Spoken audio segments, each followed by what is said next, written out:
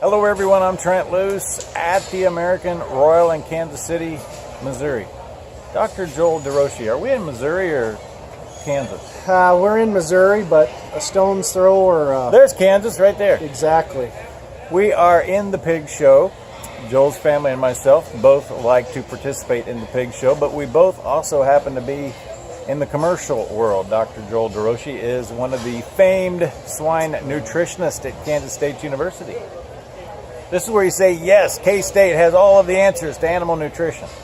We try and find some solutions, so yes. But we were talking earlier today, and I really wanted to work at bringing a series to those individuals who are involved in particularly junior livestock projects, and in this case we're talking about swine and pig health. We're doing in this world what most people would think is absolutely problematic, and that is commingling pigs from different sources all over the country together.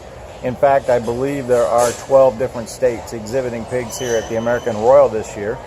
And yet we do it extremely well, but at the same time, we want to make sure that we're having proper discussions with folks. We want to make sure that we're talking to swine veterinarians that know about diseases, particularly diseases such as PRRS, porcine reproductive and respiratory syndrome, and circovirus. Are there other things we should think about, Joel? Well, I think just in general, some of the bacterial diseases that we can potentially pick up at these, the E. coli, some of the more gut level type, when pigs get exposed to a new environment, especially with any time a pig goes off feed, and any commercial producer knows when their young nursery pigs go off feed, generally a couple days later, probably break with some diarrhea. And so back to the feed intake, and regardless of size of that animal, trying to keep some gut health and keep the normal bacteria, not get them exposed to things that we shouldn't. But certainly, as we just look at, I think you talked about from a viral standpoint, PRRS is the one that we really spend most of our time, or we need to think about in our Showpig side to keep those pigs, minimize their exposure to that potential disease. And you pointed out, and it's worth reminding people, that when you vaccinate your pig for PRRS, that pig is going to shed the PRRS virus to other pigs in the population, no matter where they are, for 20 days up to possibly 3 months. This is a management tip you need to keep in check. Yeah, absolutely. In the commercial side, again, there's certainly debate whether the live virus that we use is effective or not in certain cases. Certainly some veterinarians are very proactive. They use that as a management tool in certain areas that are more prone to that disease. In other areas, there's veterinarians certainly do not want to use a modified live virus to infect that herd with PRRS to build its immunity. I think as we look at the show pig side, really the same thing happens. There's certainly a number of producers that vaccinate with the modified live, and thus those pigs are infected with a live virus of PRRS.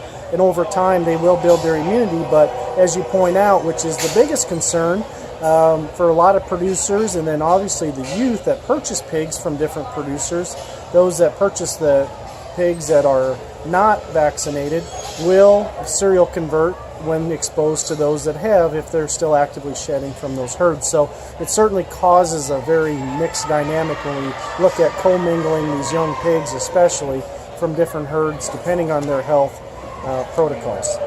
And what we want to do with this series is make sure that you talk to the right folks about swine health. And remember, when you're at a show like this, there's nothing wrong with that.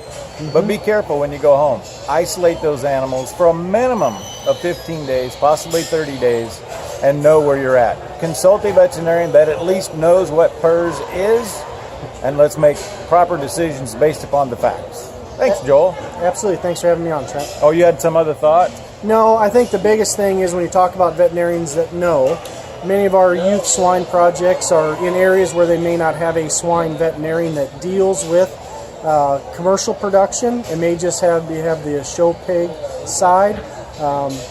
Again, while they're all pigs, we certainly gain a lot of experience knowing the good and bad of certain health protocols in the commercial world, and we can adopt a lot of those to our youth projects to keep those pigs healthier for our kids and in those small operations producing show pigs. And remember, you see those kids up there on that wall? Boom, right there? Yep. Oh, my finger's dirty.